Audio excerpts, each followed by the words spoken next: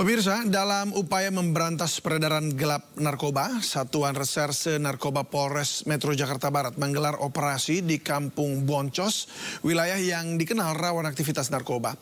Operasi ini merupakan bagian dari Operasi Nila Jaya 2024.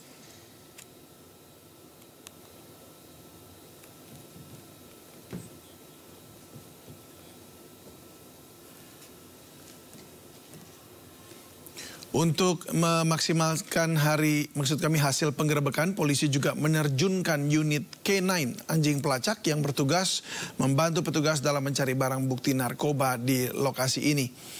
Dalam penggerebekan kali ini, polisi berhasil mengamankan 42 orang yang dinyatakan positif menggunakan narkoba jenis sabu.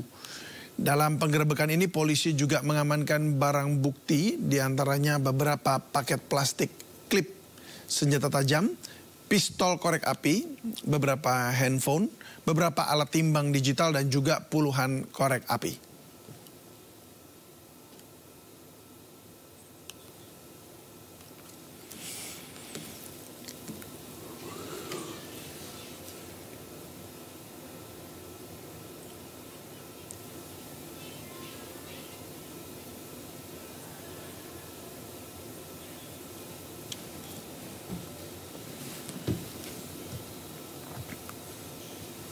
Kapolres Metro Jakarta Barat, Kombes Pol M. Syahdudi menjelaskan operasi di Kampung Boncos ini merupakan kelanjutan dari penangkapan dua pelaku narkoba berinisial IS dan HS yang sebelumnya ditangkap di salah satu parkiran hotel di daerah Palmerah. Dari hasil interogasi terhadap kedua pelaku diketahui 2 kg dari total 10 kg sabu rencananya akan diedarkan di Kampung Boncos. Sementara sisanya yang 8 kg akan disimpan oleh kedua tersangka sebagai stok untuk diedarkan selama kurang lebih 1 bulan. Dalam pelaksanaan operasi kepolisian Nila Jaya 2024 ini, kawasan Kampung Boncos juga menjadi salah satu target operasi utama. Meskipun seringkali dilakukan upaya penindakan dan penertiban di kawasan ini, faktanya peredaran narkoba masih terus terjadi. Polres Metro Jakarta Barat akan terus melakukan upaya penindakan secara berkelanjutan.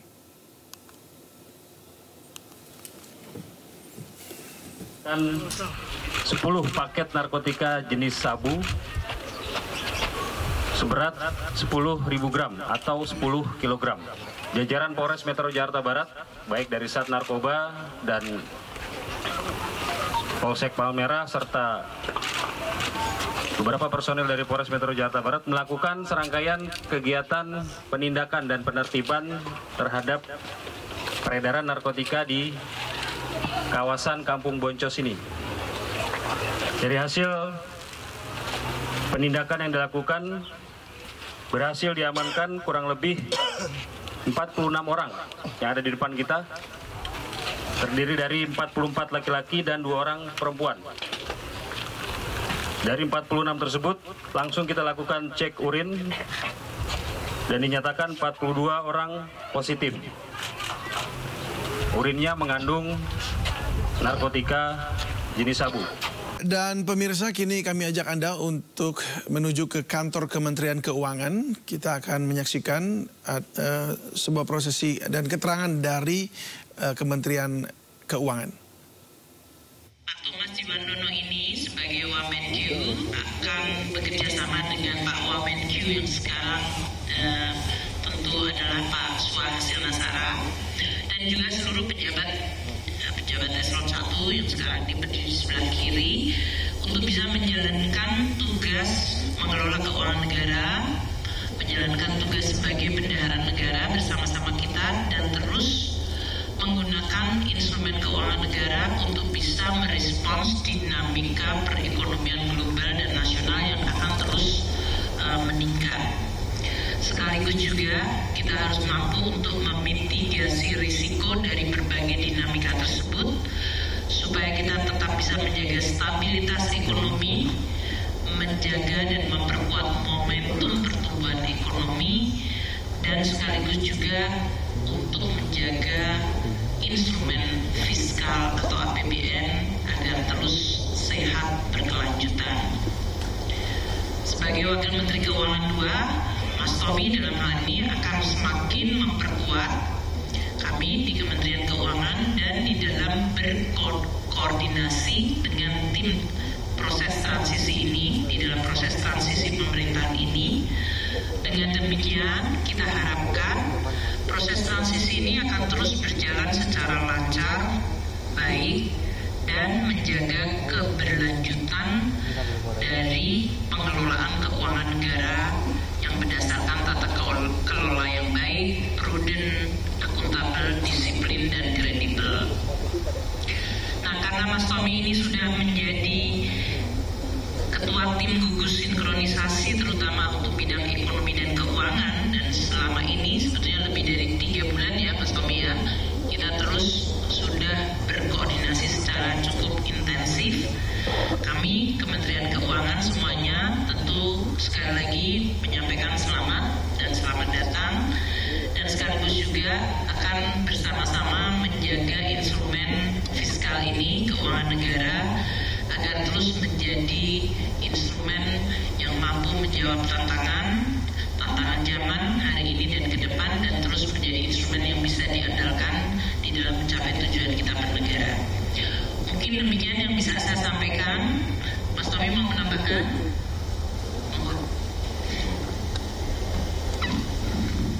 Terima kasih Ibu Menteri Keuangan Republik Indonesia, Ibu Sri Mulyani. Tentunya saya mengucapkan terima kasih yang sebesar-besarnya kepada Ibu Menkyu, kepada Pak Suang, Wakil Menteri Keuangan, dan tentunya jajaran Kementerian Keuangan, para dirijen yang rasanya udah saling mengenal kita. Saya hanya ingin menambahkan apa yang tadi dikatakan oleh Bu Menkyu, bahwa ini menunjukkan sebetulnya konsistensi dari pertama kali kita ketemu sekitar mungkin 3 bulan yang lalu di gedung ini juga.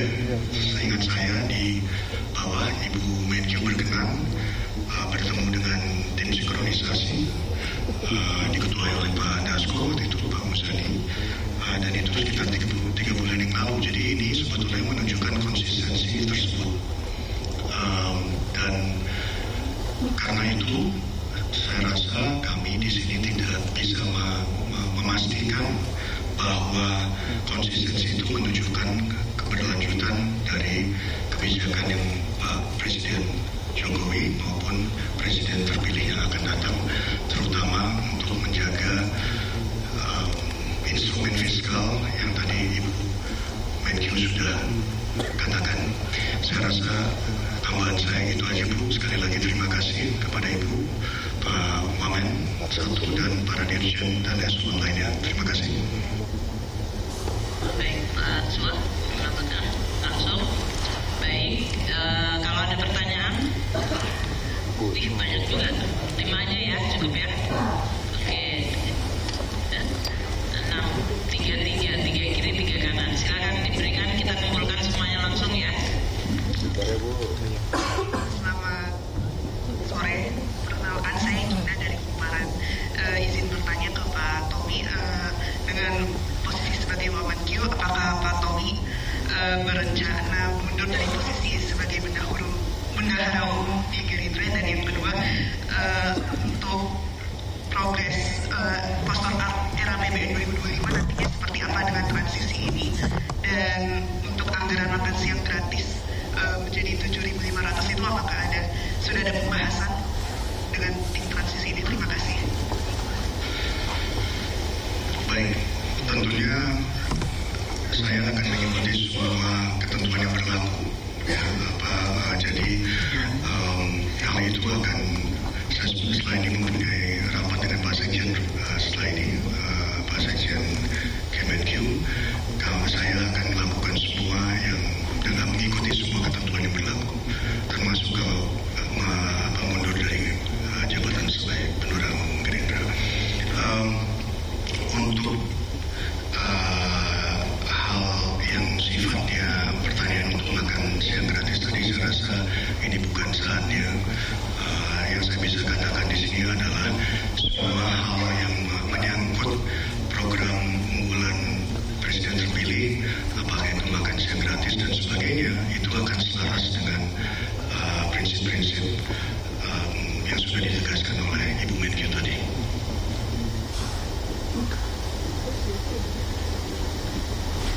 Sebelah kanan dulu. Mas. Sudah banget. Cek, baik. Terima kasih Bapak Ibu. Grace dari Bloomberg News. Pertanyaan saya, yang pertama, persisnya nanti seperti apa ya Pak Bu pembagian tugas dan peran antara Wamenkyu 1 dan Wamenkyu 2? Apakah Pak Thomas akan memang fokusnya pada perencanaan APBN 2025 kah atau seperti apa begitu? Lalu kalau boleh menambahkan juga mungkin untuk Pak Thomas, apakah dengan Bapak masuk ke dalam kabinet saat ini di sisa 3 bulan terakhir, ini artinya kedepannya nanti Bapak juga akan tetap berada di Kementerian Keuangan pada saat Presiden Prabowo dilantik setelah bulan Oktober begitu. Dan yang terakhir, kenapa ya Pak akhirnya memutuskan, maksudnya kenapa akhirnya bergabung ke dalam kabinet? Apakah ini artinya kemarin tim transisi yang sudah dibentuk dan sudah berkomunikasi dengan Kemenkyu memang belum efektif dan dirasa lebih baik untuk ikut bergabung saja ke dalam kabinet untuk memastikan transisi dan sinkronisasi ini? Itu kalau mungkin boleh dijelaskan. Terima kasih. Kita kumpulin dulu aja ya.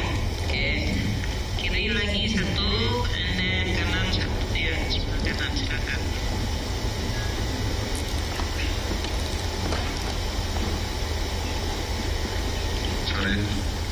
Perkenalan saya Denny, Jakarta Post. Pertanyaannya untuk Pak Thomas, kurang lebih tadi mirip sama Pak Dasko kan tadi pagi sempat ngomong ya, kayak katanya Bapak bakal lanjut berarti nanti di kabinet itu. Mau konfirmasi aja benar apa enggak, itu satu. Yang kedua, indikasi soal ini Pak, kayak maksudnya nanti kalau Bapak masuk, apakah program-program Pak Prabowo itu bakal langsung dijalankan dari awal bulan Oktober, jadi dipersiapkan dari sekarang, jadi bulan Oktober langsung jalan, misalkan kayak makan siang atau yang lain-lain itu mau langsung dijalankan atau menunggu tahun depan? Sama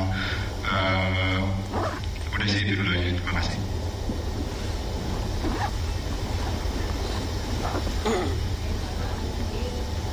Satu terakhir ya. Oke. Selamat sore Ibu dan Bapak-Bapak. Saya Dian dari DDC News. Ingin bertanya kepada Pak Thomas. Pak, dengan Bapak bergabung di Kementerian Keuangan, apakah program-program yang kemarin disampaikan Pak Prabowo dalam kampanye juga boleh dimasukkan? Selain program makan bergizi gratis, mungkin dari sisi pajak dan lainnya.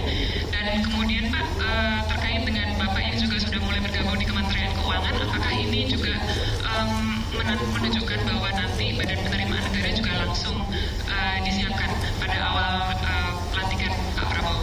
Terima kasih. Baik, sudah ya semuanya. Ya udah, terakhir kanan.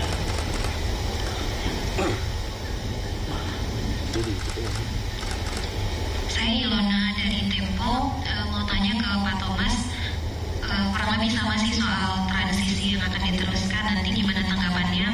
Dan selanjutnya, kapan Pak Thomas dipanggil untuk diberi tugas sebagai Wakil Menteri Keuangan? Dan apa pesan dari Pak Prabowo kepada Pak Thomas? Terima kasih. Oke ya, udah pertanyaan sama semuanya, jadi kayaknya udah gak ada yang sama. Oke, saya mungkin akan mencoba untuk menjelaskan mengenai pembagian tugas tadi yang ditanyakan ya, dan proses. Sebetulnya ini kita juga sudah mendiskusikan dalam artian karena ini adalah suatu periode transisi.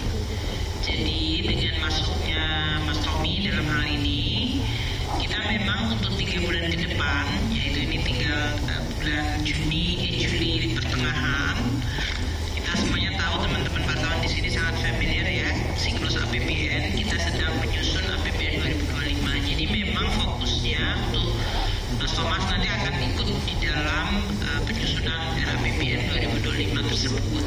Ya, ini sekarang dalam proses tahap penyusunan berdasarkan pembahasan dengan DPR yang kemarin sudah dilakukan. Tentu dengan masuknya Mas Thomas ya di sini akan membuat seluruh komunikasinya menjadi jauh lebih mudah. Kalau kemarin itu kita biasanya mengundang tadi sekaligus menanyakan apakah maksud masuknya Mas Thomas ini karena kita tidak ada hubungan yang bagus. Enggak, justru karena selama ini bagus. Namun dengan adanya di dalam kan jadinya nggak perlu harus ada pertemuan khusus karena sekarang dengan Mas Thomas sudah ada di sini.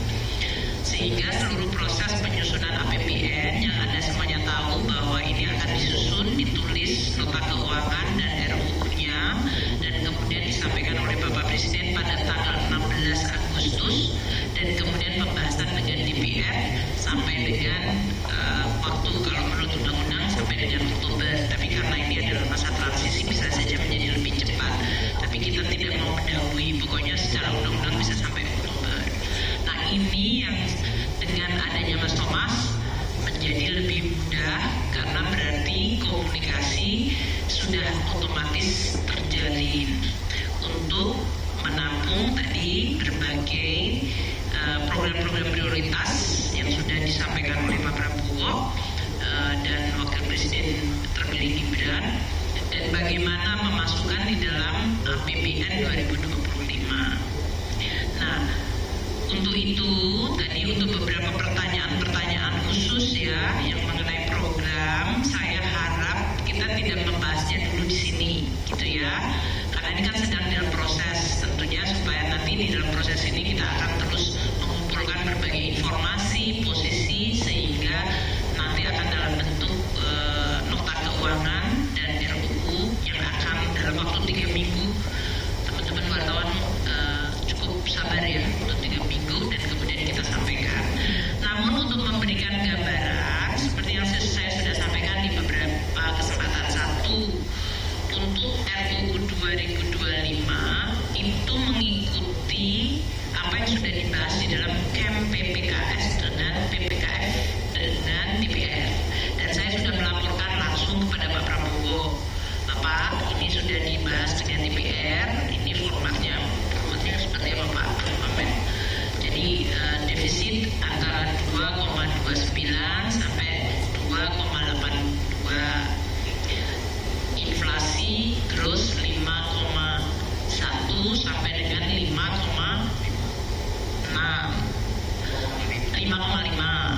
inflasi 1,5 sampai dengan 3,5, suku bunga SBN antara Pak Febrio-nya belum apa yang membahas APBN-nya ya.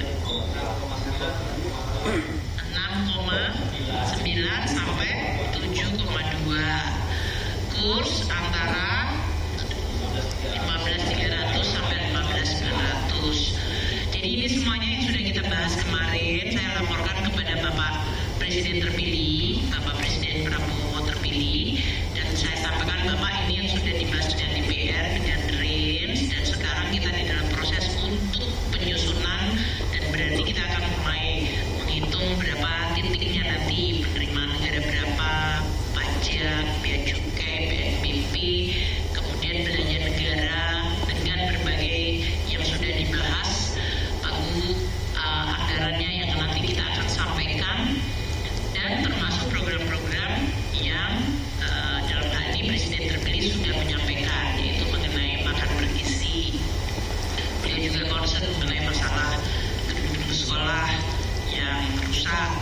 Itu semuanya nanti akan kita masukkan di dalam APBN.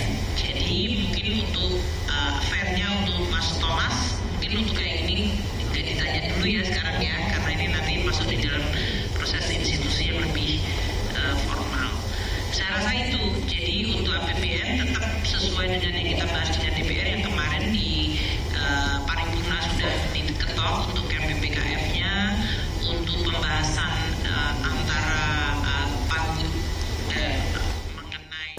Ya pemirsa, Presiden Joko Widodo melantik 3 figur wakil menteri yang mengisi Kabinet Indonesia Maju untuk sisa masa jabatan periode tahun 2019-2024. Pelantikan dilakukan di Istana Negara Jakarta pada Kamis sore tadi.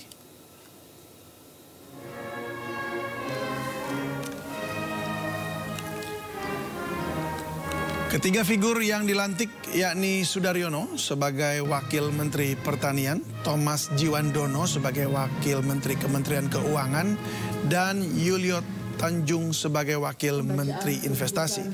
Pelantikan ketiganya berdasarkan keputusan Presiden Republik Indonesia nomor 45 tahun 2024 tentang pemberhentian dan pengangkatan Wakil Menteri Negara Kabinet Indonesia Maju periode tahun 2019-2024. Hadir dalam pelantikan tersebut Wakil Presiden Ma'ruf Amin, Menteri Sekretaris Negara Pratikno, Sekretaris Kabinet Pramono Anung, Menteri Pertahanan Prabowo Subianto, Wakil Ketua MPR Ahmad Muzani, Menko Perekonomian Erlangga Hartarto, Menteri Keuangan Sri Mulyani, dan Menteri Pertanian Andi Amran Sulaiman.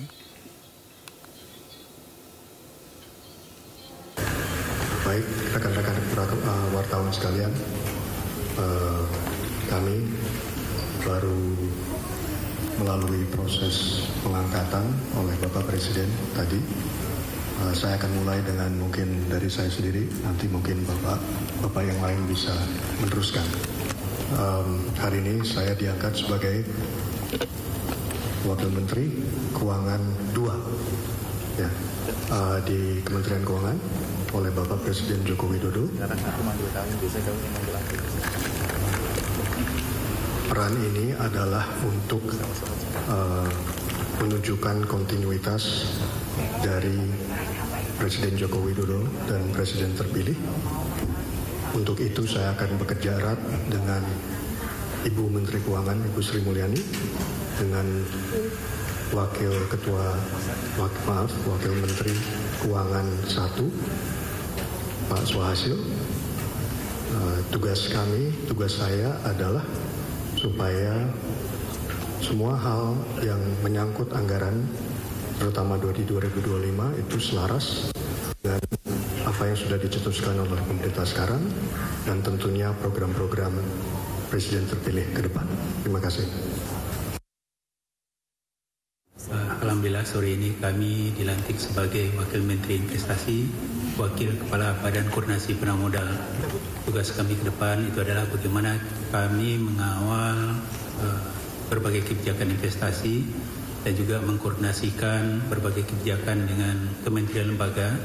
Ya tentu nanti bagaimana kontribusi investasi terhadap pertumbuhan baik pada masa transisi tahun 2024. Kami juga mengantarkan untuk pemerintahan baru nanti kelancaran investasi, peningkatan investasi bagi pertumbuhan perekonomian.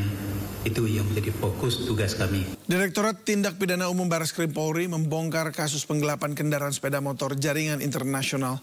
Ditemukan kurang lebih 20.000 sepeda motor yang dijual ke 5 negara Vietnam, Rusia, Hong Kong, Taiwan, Nigeria. Direktorat Tindak Pidana Umum Barreskrim Polri membongkar kasus penggelapan kendaraan sepeda motor jaringan internasional yang sudah beraksi sejak tahun 2021 hingga tahun 2024 ini. Dalam kasus ini ditemukan kurang lebih 20.000 sepeda motor yang sudah dikirim ke luar negeri dan tersangka menggelapkan kendaraan kredit dijual ke 5 negara Vietnam, Rusia, Hong Kong, Taiwan, dan Nigeria. Direktorat Tindak Pidana Umum Barreskrim Polri dalam kasus ini berhasil menangkap 7 orang tersangka yang melakukan aksi penggelapan ini.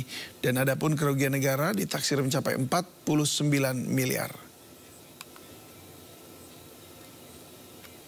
Kepada seluruh masyarakat jangan teledor, jangan sembarangan mengirim KTP, mengirim foto KTP, atau yang lebih rawan lagi dijadikan status di medsos dan lain sebagainya. Ini yang perlu seluruh masyarakat ketahui, apalagi yang sering juga kita dapatkan ini dalam KTP. Kadang-kadang nomor rekening pun dijadikan bahan untuk di medsos. Ini cukup hati-hati. Kadang-kadang kan kita lupa mendapat kiriman lain sebagainya. Kiriman tersebut difoto, di-capture, lain sebagainya. Padahal di situ terdapat nomor rekening dan lain sebagainya. Itu yang saya himbau kepada seluruh masyarakat agar lebih hati-hati. Dan prinsip, kalau silakan dilaporkan kalau ada yang merasa dirugikan terkait dengan penanganan ataupun pengungkapan yang sudah kita laksanakan ini. Ya, jelang menghadapi sidang peninjauan kembali pada 24 Juli mendatang, kuasa hukum Saka Tatal terpidana bebas kasus pembunuhan Vina dan Eki telah menyiapkan 4 bukti baru dan dokumen foto yang akan dibuka pada persidangan.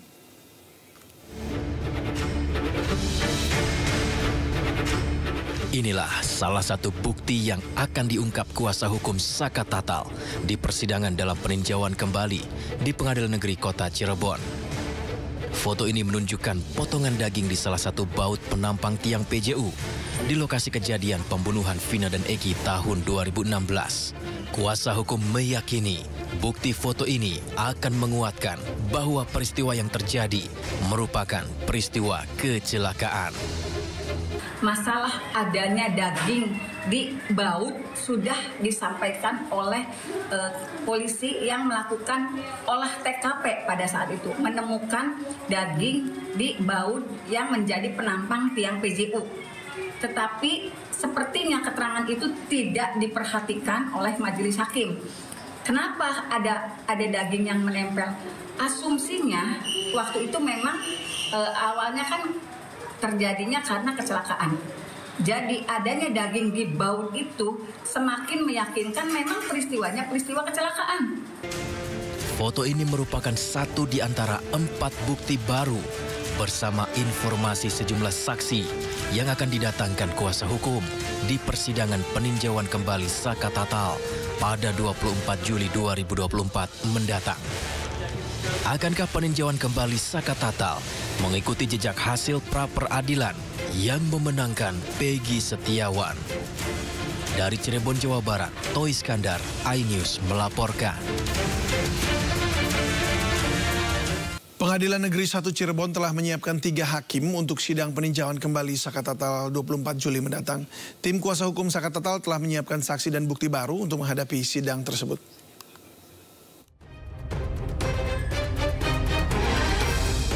Pengadilan Negeri 1 Kota Cirebon, Jawa Barat menyiapkan 3 hakim untuk sidang peninjauan kembali Saka Tatal. 3 hakim tersebut yakni Rizka Yunia yang bertugas sebagai hakim ketua. Rizka Yunia lahir di Praia 4 Juni 1979 dan terakhir menempuh pendidikan sarjana. Sebelum menjabat sebagai hakim Pengadilan Negeri Cirebon, Rizka juga pernah menjadi hakim Pengadilan Negeri Selawi. Hakim berikutnya adalah Galuh Rahma Esti. Galuh lahir di Surabaya 17 Juni 1980 dan menempuh pendidikan terakhir pasca sarjana. Galuh kini menjabat sebagai hakim Pengadilan Negeri Cirebon. Selain itu, Galuh juga pernah menjadi hakim di Pengadilan Negeri Brebes. Hakim ketiga adalah Justisia Permatasari. Justisia lahir di Jakarta 25 April 1980 dan menempuh pendidikan terakhir sarjana. Sebelum menjadi hakim Pengadilan Negeri Cirebon, Justisia pernah menjadi hakim di Pengadilan Negeri Salatiga. Selain 3 hakim, PN1 Kota Cirebon juga menyiapkan 1 jaksa, Asep Sunarsa. Sidang peninjauan kembali Saka Tatal akan digelar pada 24 Juli mendatang. Pengacara Saka Tatal mengaku telah menyiapkan saksi dan sejumlah bukti baru atau novum. Tim Liputan iNews melaporkan.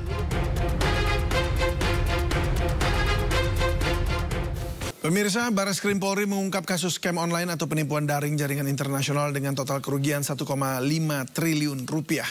Penipuan yang dioperasikan di 4 negara itu telah memakan ratusan korban. Polisi juga menangkap 4 pelaku yang merupakan 1 warga negara Cina dan 3 warga negara Indonesia. Jaringan penipuan internasional ini beraksi di Indonesia, Thailand, India, dan Cina. Hingga kini, polisi masih mengusut dan mengembangkan kasus ini, termasuk memburu sejumlah pelaku lain dan mengejar aset pelaku di luar negeri. Adapun modus pelaku dengan menawarkan pekerjaan paruh waktu kepada targetnya melalui aplikasi WhatsApp dan Telegram.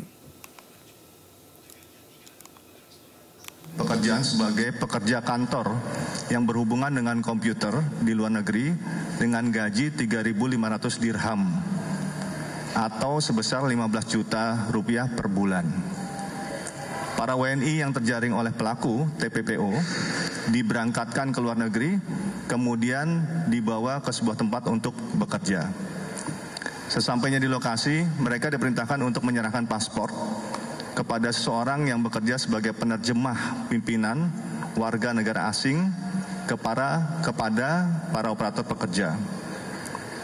Kemudian di briefing di lokasi bahwa tugas operator adalah mencari korban WNI dengan teknik social engineering. Social engineering artinya dia memblasting link websitenya, kemudian mempelajari pola-polanya untuk menawarkan investasi ataupun pekerjaan paruh waktu dengan hasil yang direkayasa sehingga korban mendapatkan untung atau komisi, pada awalnya mendapatkan untung atau komisi dan kemudian menjadi rugi lebih besar daripada komisi yang diterima. Pemirsa, waspadalah terhadap lowongan pekerjaan yang meminta ponsel Anda. Puluhan warga jadi korban penipuan lamaran pekerjaan yang datanya digunakan untuk pinjaman online dengan angka pinjaman hingga ratusan juta rupiah.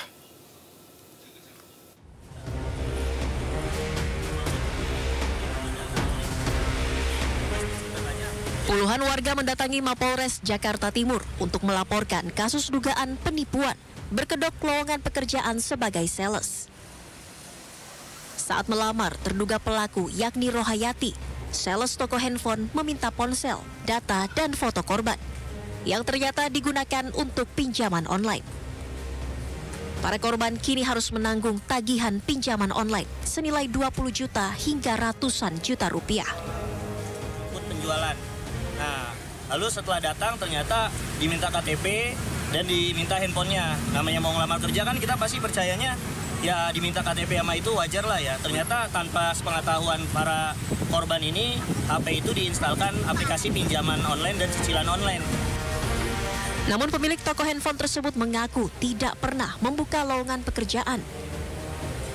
Sementara Rohayati sudah berhenti bekerja sejak 2 bulan lalu dan tidak diketahui keberadaannya.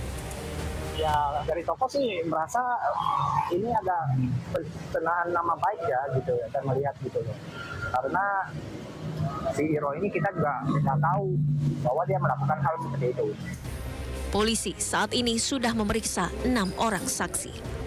Kami telah memeriksa sebanyak 6 orang saksi, dalam hal ini adalah para korban, dan kami akan memeriksa terus para saksi lainnya. Dan selanjutnya kami akan memanggil para memanggil terlapor dalam ini 1 orang bernama Ferisal R tadi. Polisi pun akan segera memanggil terlapor yakni Rohayati yang diduga menjadi otak penipuan tersebut.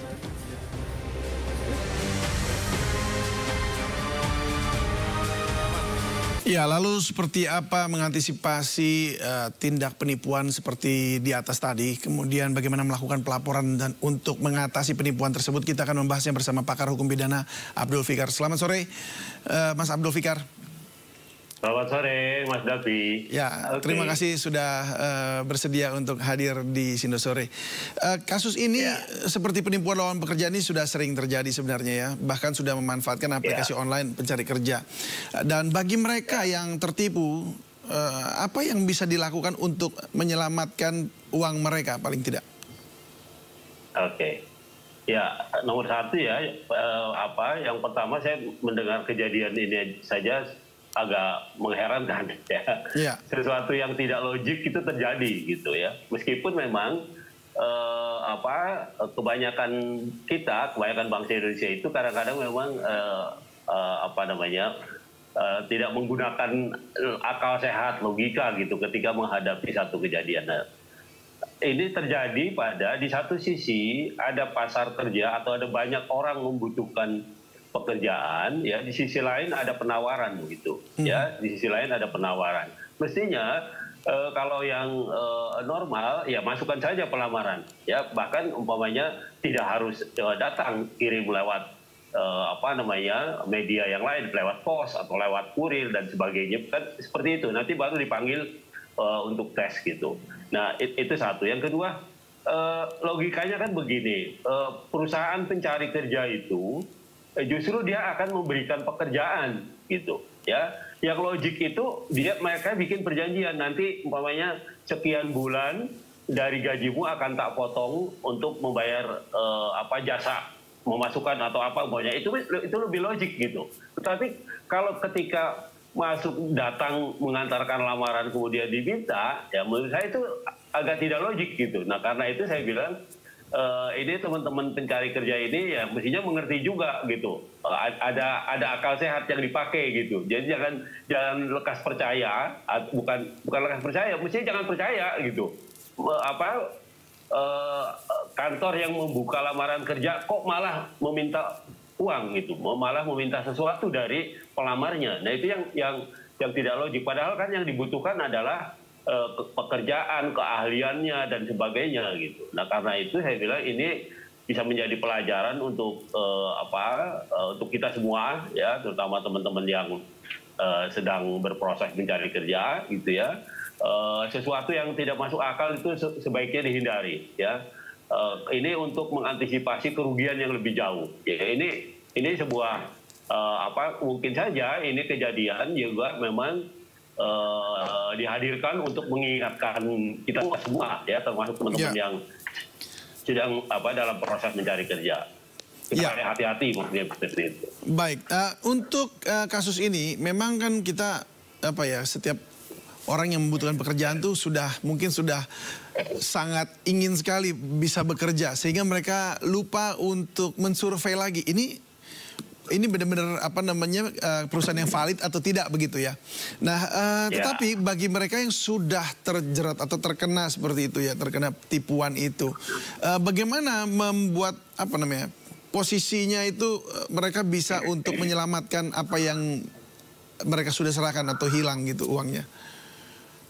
Oke, ini kan kalau dalam konstruksi hukum pidana ini kan penipuan sebenarnya, ya kan? Penipuan. Ada orang melakukan perbuatan melawan hukum untuk keuntungannya sendiri, menggerakkan orang supaya menyerahkan sesuatu. Nah, itu pasalnya 378 itu, walaupun ancamannya 4 tahun cuma ya. Nah,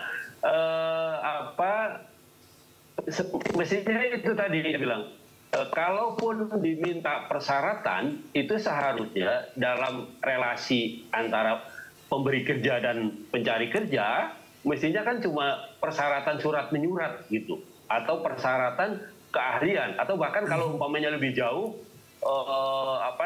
ada yang paling akhir biasanya di dalam satu proses seperti itu adalah tes psikologi gitu, mentes kejiwaan seseorang cocok tidak di yang terjadi di untuk dipekerjakan di perusahaannya. Nah itu kan artinya apa? Artinya ada relasi yang seharusnya diwaspadai oleh pencari kerja bahwa sebenarnya dia yang dibutuhkan gitu. Nah, kecuali umpamanya ada tawar menawar gitu. Umpamanya seperti ini, umpamanya pekerja, Mas, tolong dong gimana supaya saya yang bisa diterima umpamanya. Saya boleh, dia bilang umpamanya kalau dia boleh, tapi Anda sediakan uang sekian umpamanya. Nah, kecuali seperti itu yang terjadi, ya. Itu artinya penipuan atas dasar kesepakatan tuh, ya, karena diminta oleh korbannya kan gitu. Nah, itu bagaimana tuh posisinya tuh kalau begitu di mata hukum nanti misalnya untuk disengketakan begitu? Nah, kalau itu agak lemah pencari kerjanya, ya, nggak bisa itu dituntut gitu, karena atas persetujuannya gitu. Kan dia mengusahakan, janjinya kan mengusahakan, artinya belum tentu berhasil gitu, ya kan? Nah itu yang kalaupun umpamanya itu dianggap one prestasi, artinya ada janji yang diingkari, ya, maka dalam perspektif hukum itu menurut saya akan buang-buang waktu. Umpamanya kerugian cuma 1,7 juta. Padahal untuk menuntut secara perdata orang itu kan harus diajukan ke pengadilan untuk bisa menyita hartanya, ya, untuk bisa menyita kekayaannya, gitu. Itu harus melalui pengadilan karena pengadilan yang memang berhak melakukan itu. Dan itu biaya jadi lebih mahal gitu ya. Mahal, dan itu menjadi gak logik gitu. Artinya nuntut yang kecil tapi mengeluarkan biaya yang besar kan begitu. Nah, dan itu menjadi tidak masuk akal gitu. Nah, karena itu menurut saya bagi teman-teman yang sedang melakukan pencarian kerja ini ya bagaimanapun juga harus dipakai akal sehat kita gitu, ya, bahwa sebenarnya kan yang membutuhkan benar bahwa ada pekerja membutuhkan pekerjaan, tetapi di pihak yang lain juga ada perusahaan yang membutuhkan tenaga kerja kan begitu. Jadi sebenarnya dua kebutuhan saling bertemu gitu. Nah, karena itu menurut saya tidak ada syarat-syarat yang bersifat finansial seperti itu. Baik, jadi kalau sudah memang akhirnya mereka sudah menyepakati sesuatu walaupun akhirnya terjadi penipuan, itu malah sulit ya di korban.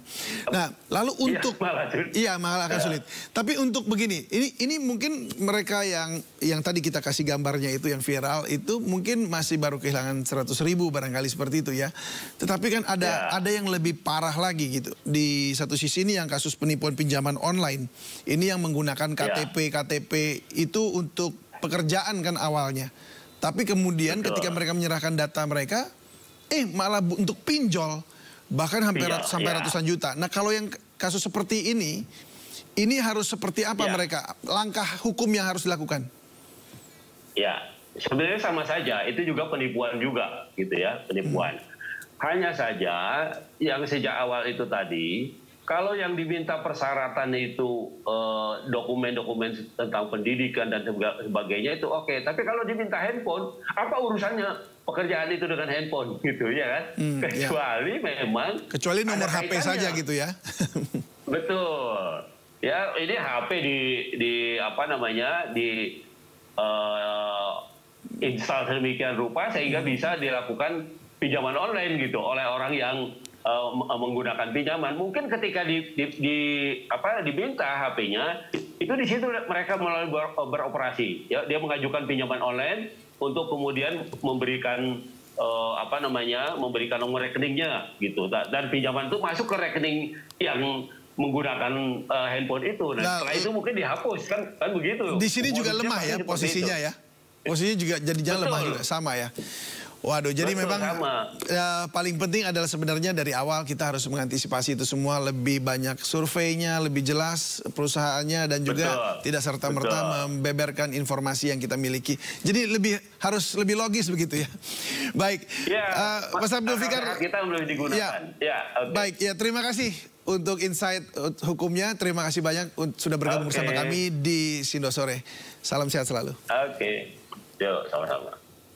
Pemirsa, kita ke informasi lain. Minyak kemasan bersubsidi pemerintah di Purwakarta, Jawa Barat mulai sulit didapatkan. Tak hanya langka, harganya kini telah mencapai Rp17.000 per liter.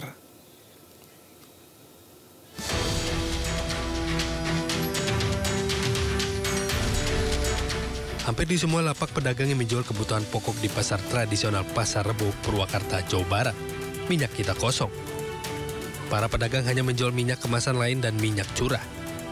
Sulitnya untuk mendapatkan minyak kita dikeluhkan warga yang merasa keberatan dan kian sulit. Pedagang mengaku sudah hampir 1 bulan tidak ada pasokan minyak kita. Jika pemerintah sudah menaikkan harga minyak, mereka akan menaikkan menjadi Rp18.000 per liter. Dengan langkanya minyak kita, banyak pembeli beralih ke minyak curah. Namun minyak curah juga ikutan naik, yakni yang semula Rp17.000 kini naik menjadi Rp18.000 per liter. Sekarang minyak kita susah di pasaran. Oh, nggak ada pasokan. Sejak kapan, Pak? Nggak ada, sebulan mah. Oh, jelang kenaikan. Ada kenaikan. Katanya ada kenaikan. Bandrolnya diganti. Iya. Jadi 15.7 lah. Ya, selain susah mahal juga harganya. Mahal. Terus jadi ibu pindah ke minyak curah? Minyak curah. Minyak curah aja? Iya. Tapi mahal juga katanya, Bu? Mahal minyak curah juga. Naik juga? Terus ibu keberatan? Keberatan. Warga khawatir makin sulitnya pasokan minyak kita kian memicu kenaikan harga minyak curah di pasaran. Dari Purwakarta, Jawa Barat, Irwan Ainis melaporkan. Pemirsa, harga minyak goreng subsidi pemerintah minyak kita terus melambung di pasaran. Di Pasar Johar Baru, Jakarta Pusat, harga minyak kita varian 750 mili dibanderol Rp16.000, layaknya varian 1 liter. Berikut liputan Syahreza Zanski bersama juru kamera Novan Dwi Kusuma. Pemirsa, kenaikan harga minyak goreng bersubsidi belakangan menjadi sorotan publik. Bahkan, kenaikan ini bisa memicu hingga langka dan juga menjadi mahal. Dan saat ini saya sedang berada di Pasar Johar Baru di Jakarta, di mana saya akan menunjukkan pada Anda bahwa beberapa masih ada yang menjual minyak kita, namun dengan varian yang sangat berbeda. Dan ini adalah salah satu sampel minyak kita berukuran 750 mili yang dibanderol senilai Rp16.000 per liternya. Lalu ada juga minyak kita dengan isian 2 liter yang dibanderol dengan harga Rp32.000. Artinya dari kedua minyak ini, khususnya yang di botolan yang 750 mili ini dibanderol seperti harga minyak 1 liter. Di mana ini melebihi harga eceran tertinggi yakni Rp14.000 per liter. Dan kenaikan ini sudah dipicu 2 hari yang lalu, khususnya pasca diumumkannya oleh pemerintah soal akan menaikkan harga eceran tertinggi dari Rp14.000 menjadi Rp15.700. Namun terlepas dari kenaikan harga minyak dan kelangkaan minyak, ini warga dan juga pedagang di Pasar Johar Baru berharap agar pemerintah bisa menyesuaikan harga dan juga stok, khususnya minyak goreng bersubsidi, agar mereka tidak sengsara untuk memenuhi kebutuhan mereka. Dari Jakarta, Syahreza Zanski, Novan Dwi Kusuma, iNews melaporkan. Pemirsa, hari ini PKS resmi memberikan dukungannya kepada pasangan Kofifa Indar Parawansa Emil Dardak di Pilkada Jawa Timur.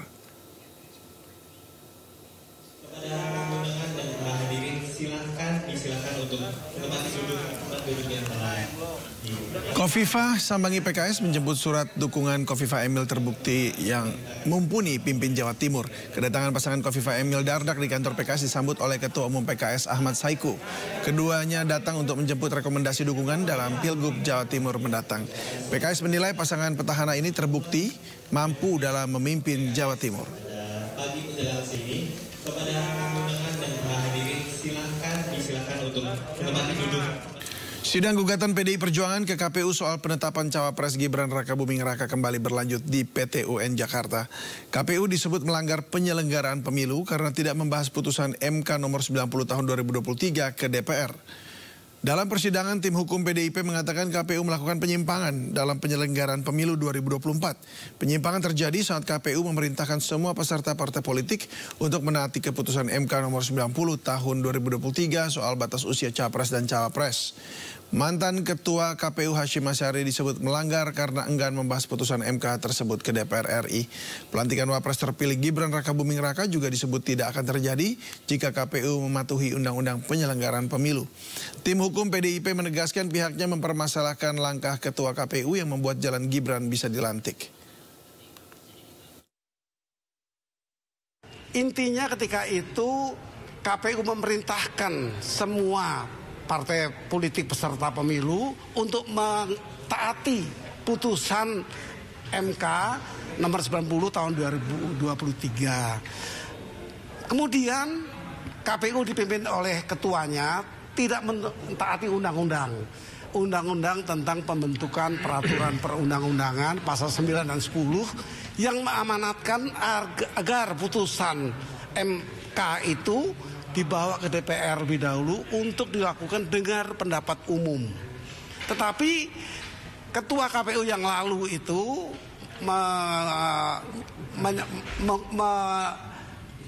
mengirimkan putusan itu atau permohonan untuk dipakai sebagai peraturan sah itu ke Menkumham.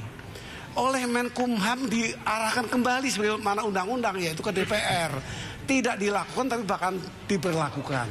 Nah, inilah yang saya anggap sebagai pelanggaran hukum oleh penyelenggara negara dengan kewenangannya dan merugikan masyarakat. KPK menerbitkan surat larangan bepergian ke luar negeri terkait proses penyidikan dugaan tindak pidana korupsi di lingkungan pemerintah Kota Semarang. Larangan meliputi 4 orang terdiri dari 2 orang penyelenggara negara dan 2 orang dari pihak swasta. Tim penyidik KPK telah melakukan penggeledahan di Kompleks Balai Kota Semarang Rabu kemarin. Dalam penggeledahan, KPK mengamankan 2 koper dari sejumlah ruangan di Kompleks Balai Kota Semarang.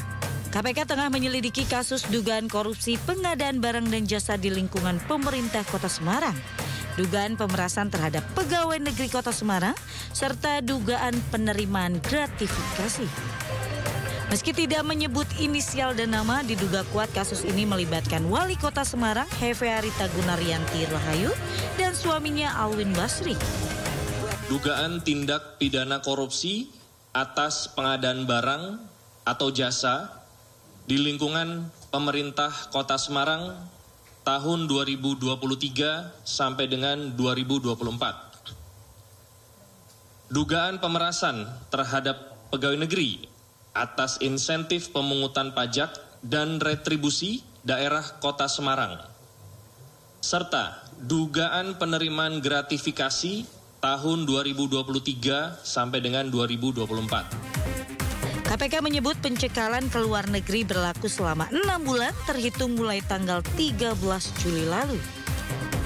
Proses penyidikan masih berlangsung dan KPK akan mengumumkan secara resmi setelah memiliki alat bukti cukup. Dari Jakarta, Nisa Sahib, Muhammad Firmansyah, iNews melaporkan. Kehadiran ilmu forensik dinilai sangat membantu berbagai macam masalah medis yang berkaitan dengan hukum. Banyak kasus dapat terungkap oleh hasil temuan dokter forensik. Ilmu forensik adalah ilmu kedokteran yang berkaitan dengan sistem peradilan pidana. Ade Firmansyah selaku dokter spesialis kedokteran forensik dan studi mediko-legal FKUI RSCM mengatakan ilmu forensik memeriksa dan menganalisa bukti di TKP dan juga tempat lain untuk mengembangkan temuan objektif. Saksikan perbincangan lengkapnya di One on One pada Jumat 19 Juli pukul 21.20 waktu Indonesia Barat hanya di Sindo News TV.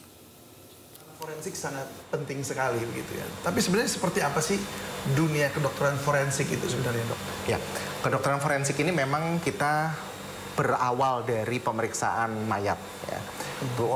Akarnya adalah patologi forensik, yaitu pemeriksaan terhadap tubuh mayat untuk menentukan penyebab kematiannya. Berkembang dari sana ternyata tidak hanya penyebab kematian harus didukung dengan adanya sebuah mekanisme dari tubuh yang merupakan akibat dari kekerasan tersebut, sehingga berujung pada suatu hal yang fatal dan meninggal. Kemudian kita berkembang menjadi, kita mengetahui dari gambaran-gambaran perubahan tubuh karena kematian itu, maka kita berkembang ilmu tanatologi yang bisa kita aplikasikan untuk memperkirakan waktu kematian. Lebih lanjut lagi, ternyata gambaran-gambaran spesifik pada tubuh jenazah maupun pola-pola luka yang lazim ditemukan pada suatu kejadian-kejadian tertentu bisa kita sumbangsihkan untuk memberikan petunjuk sebetulnya apakah ini suatu kematian yang wajar, tidak wajar, apakah ini suatu pembunuhan, bahkan sampai ke alat ataupun alat apa yang digunakan untuk melakukan pembunuhan. Itu perannya di sini. Pimpinan Pondok Pesantren Al Zaitun Panji Gumilang akhirnya menghirup udara bebas. Panji Gumilang dibebaskan setelah menjalani masa hukuman 1 tahun penjara di Lembaga Pemasyarakatan Kelas 2B Indramayu atas kasus penodaan agama.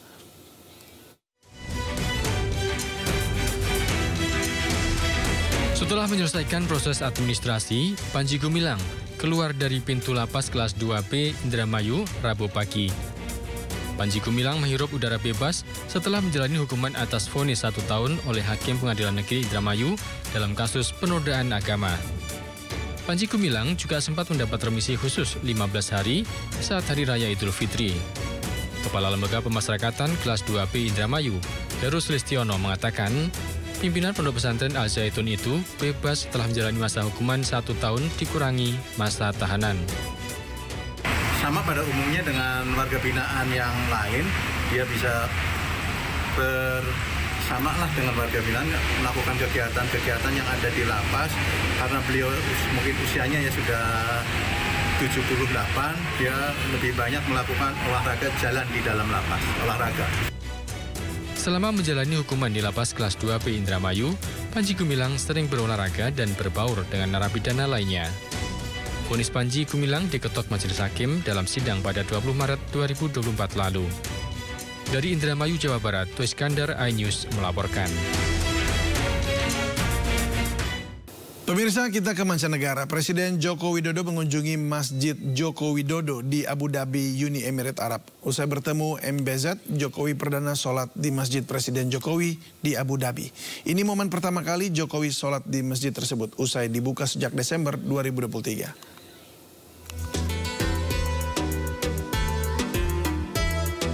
Presiden Joko Widodo menyempatkan diri sholat di Masjid Presiden Jokowi, Abu Dhabi, Uni Emirat Arab saat kunjungannya ke Abu Dhabi, Uni Emirat Arab.